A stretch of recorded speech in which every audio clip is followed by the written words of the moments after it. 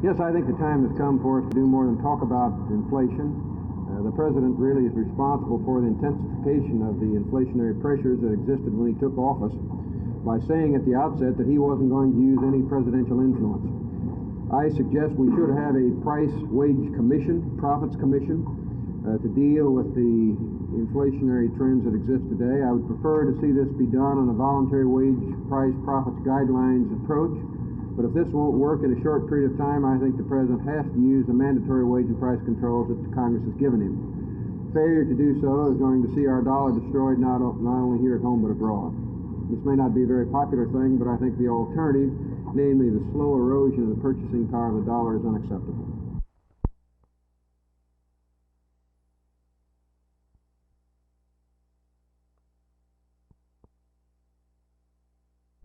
I believe he has a much better intelligence and a much better feel of what the situation is than really I had anticipated.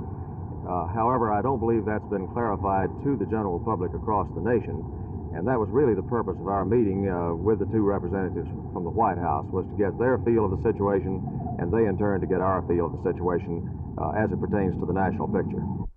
Can the President do anything to help the people in Dallas solve the problem, which is becoming a very big problem right now? I don't believe they can really to the local situation. I do believe the fact that he had two representatives here to talk with officials of the city is in itself a distinct help. I might point out that I don't feel Dallas's situation is as acute as many other areas, except for this one somewhat isolated area in southwest Oak Cliff that we're quite concerned about, and we're determined to find the answer.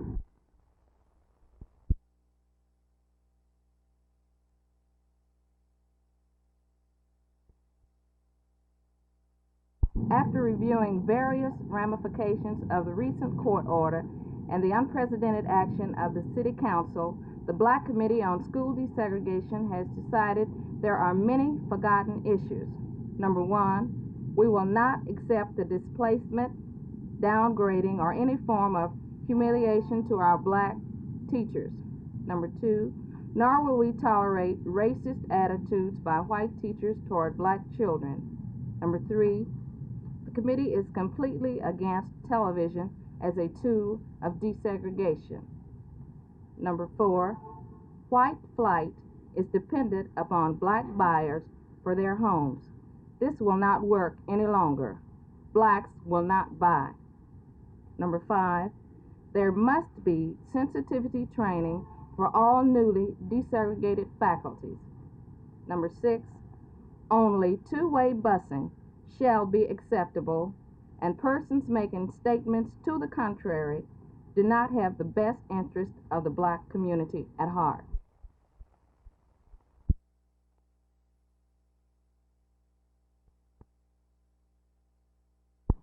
Dr. Conrad, why did you vote no yesterday in the school board meeting? Well, I voted no to indicate to all concerned that I'm against unilateral busing. The way that the order was clarified, it ended up with busing of some 7,000 blacks only.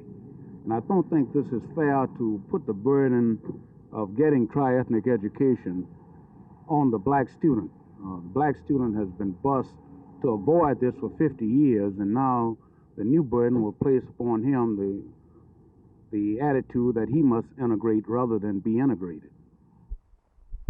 But how do you think it's going to affect the black community? I'm not sure. I do know this: the black community will remain calm and obey the mandates of the court and work at it to try to get education out of it. I don't think you'll see any marches about this. In fact, I would be against it.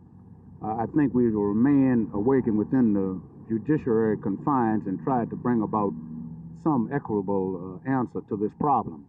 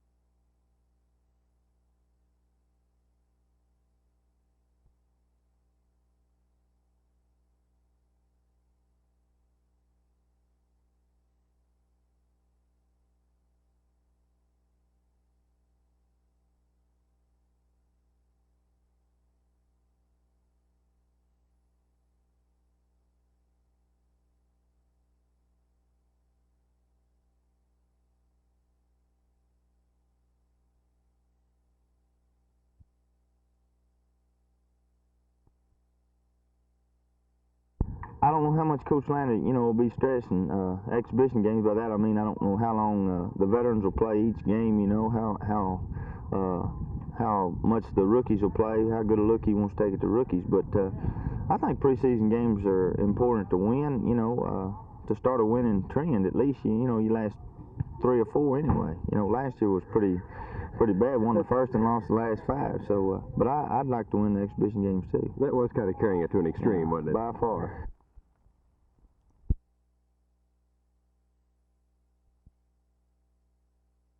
City Manager Scott McDonald's presentation included his proposed trash collection fee in the face of opposition on the part of some councilmen. Major increases over last year's $176 million include increasing the police force to 1,900 by April of next year, adding more than 100 firemen, extending the police and fire educational incentive pay, and giving city employees a 3% cost of living increase. Of course, councilmen still haven't had time to digest the more than 300 pages of budget to see if they can find any soft spots to pare away, but many don't seem dissatisfied with the financial plan. Nevertheless, City Councilman Jesse Price, an outspoken opponent of the trash collection fee, told me today he doesn't see anything to change that opposition. This has led to some suggested compromises, like Councilman Russell Smith's. What I have suggested to the council last Monday, and again I suggested today, and I've talked to some of the other councilmen, is a compromise plan, Phil, whereby number one, we charge $1 across the board. That is $1 for all the homeowners and $1 for the apartment owners, and also would have a 10-cent ad valorem tax increase.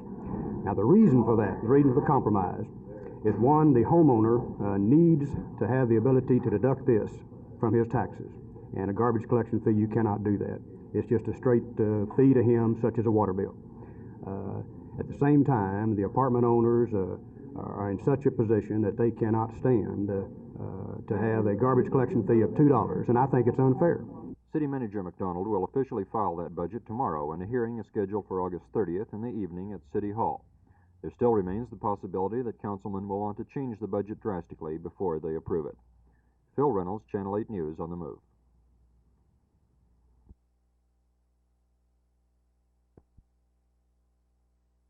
Secretary Volpe, in his appearances before the Commerce Committees of both the Senate and the House, when he delivered the final report, recommended that as speedily as possible, the compensation system be oriented toward a first-party, non-fault reparation system. Not, however, implemented by immediate federal legislation, but rather looking to the states to act, so long as they acted with compensation systems which were, in effect, first-party, no-fault systems, and essentially compatible with each other, but only as a final resort, and if, as we presently do not believe would be the case, only if the states failed to act and assume appropriate responsibility, would we reluctantly advocate that at the federal level a national reparations system be devised.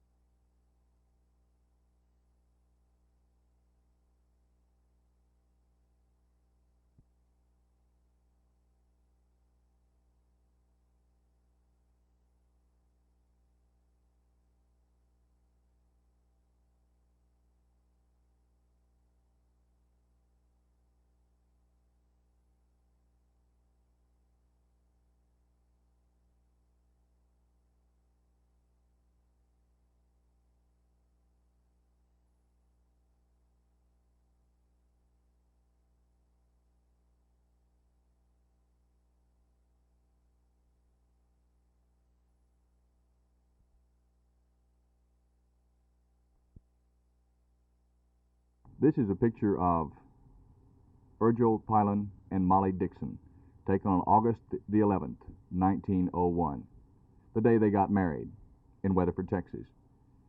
Today, August 12th, 1971, Virgil and Mollie Piland are beginning their 71st year of married life. How did you do your courting back in those days? Oh, just first ever one in there. You ride horses? Why, sure. We rode horses. All the way we had to go them days. Did you ever pinch her horse? Make it rear up? Well, I patted it on the hip several times. Make it kick up. see how she could ride, you know. I had done a whole lot of riding all my life. I was on the saddle all the time, nearly, in my young days. Mollie, what about those days when he'd make your horse rear up? Did that bother you very much? I just told him what I thought of him, and it wasn't very good. How's it been 70 years with this man? Well, just like I told him man one time. Anybody's a fool that'll live with a man that long. Why did you marry him back that day in 1901? I don't know. I didn't know what love was then. Do you have anything that you'd like to tell some newlyweds today? You're celebrating your 70th wedding anniversary, and they're just getting started married life. Tell them how to put up with that man or that woman for 70 years.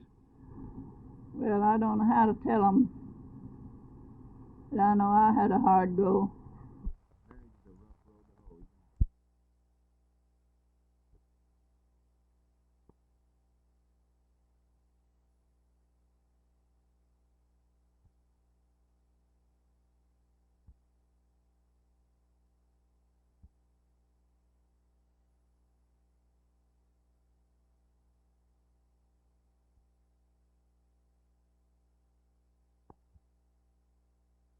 Immediately, all wholesale and retail outlets will be notified of the action taken here today.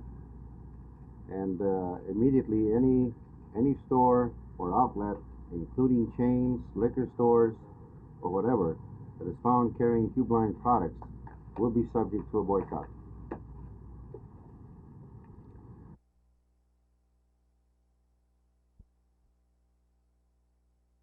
The young people jammed the school board meeting room last night and overflowed into the corridors.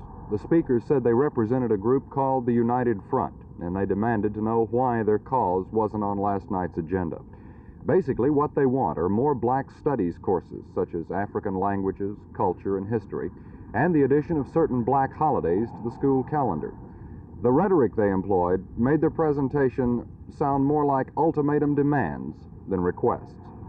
This is concerning the education of black people, if you allow me to go on. Let's keep it cool. Like the cats.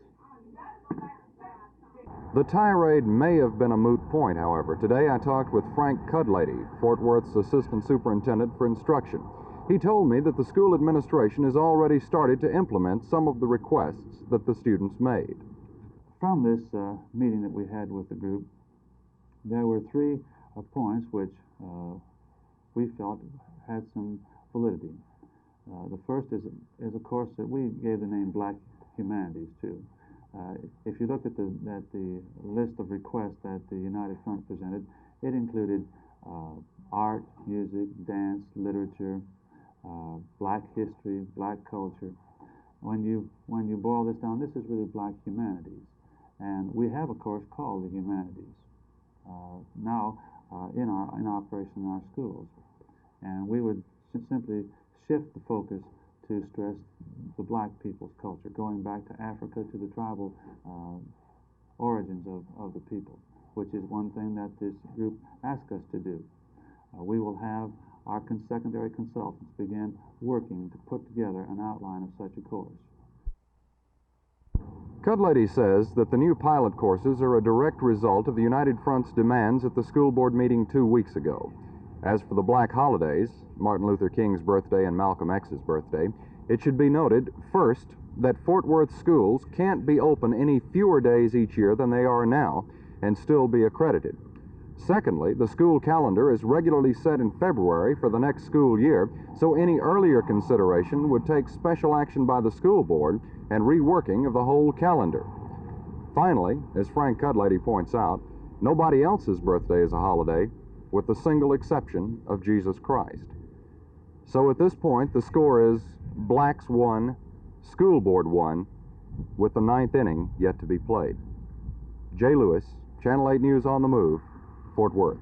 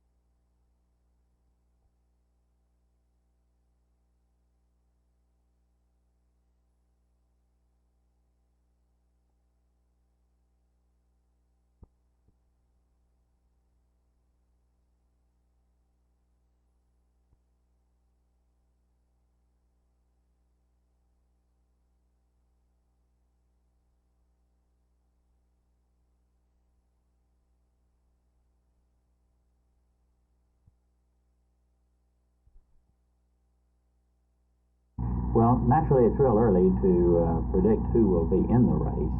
A lot will happen between now and next February, which is the filing deadline. But the reaction that I've had over the state, in the metropolitan areas, the middle-sized cities, and in the rural areas, leads me to believe that, without a doubt, that I can lead the ticket. You feel you'd lead the ticket into a runoff, or do you think you could win without a runoff? No, I'd say lead the ticket into the runoff. As you've traveled around the state, what do you feel are the main issues that you're going to have to speak to? I think the main issue today is the loss of confidence on the part of the people in our state government, the absolute necessity to restore that confidence. Ours is a system of government that works only when and if the people have confidence in the leadership of our government. And I think this is our first job, is to restore confidence in our state government. for 70 years now. Sure is. It was in 1901 that this all began, the marriage of Virgil and Mollie in Weatherford, Texas. They still live here. They've got 10 children, 22 grandchildren, 31 great-grandchildren, and 1 great-great-grandchild. The story, a beautiful story, beginning its 71st year. Believe me, we'll be back here on August the 11th, 1972, to talk to them and see how they like being married 71 years. This is Jerry Park, Channel 8 News on the Move, Weatherford.